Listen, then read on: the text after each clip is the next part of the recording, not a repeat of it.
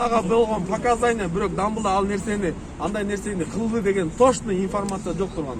Наши требования то что биздин муфти Азирети муфтийди азыр сотко алып барат экен. Ошо сотко чейин Кыргызстандын Азирети муфтийи кандай болбосун Кыргызстандагы мисалы урматтуу туугандар жума намазга барган болсоңуздар жарым саат мурун барбасаңыздар жума намазга батпайсыздар. Ошол жума намазга барып аткандардын 80% жаштар. Ошо жаштардын көбүнүн талабы ошо Азирети муфтийди эгер ошондой боло турган болсо, мыйзам чегинде боло турган болсо ошондой болсун. Бирок Азирети муфтийди 2 айга камап, анын аброюна шек келтирип, бүткүл дүйнө жүзү көрүп атат бизди. Биздин требованиябыз сот болсо муфтий эч жака качпайт. Биз Кыргызстандын жаштары кепилдик беребиз.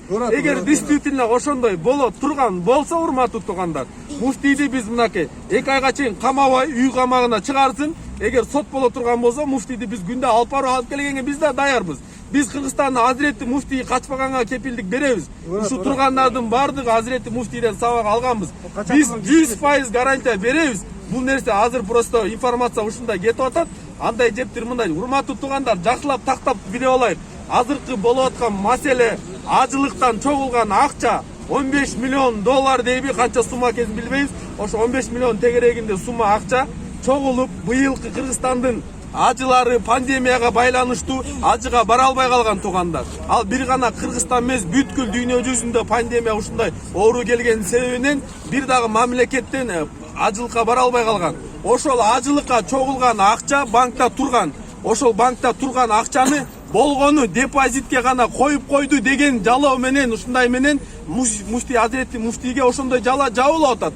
Негизинде болсо дагы туугандар, ошондой депозит коюлган болгон күндө дагы бир дагы Кыргызстандын жаранын ажылыгынын акчасына эч кандай муфтияттын колу тийген эмес туугандар.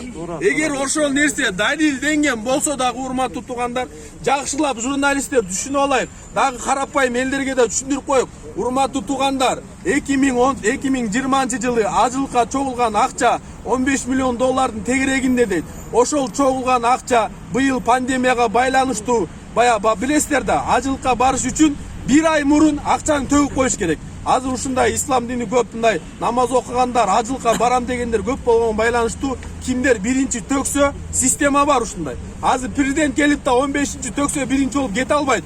Ошон үчүн элдер айтылган күнү, мисалы Ош тарапта ошол күнү эле төгүлгөн квотага акчаларын төгүп коюшат.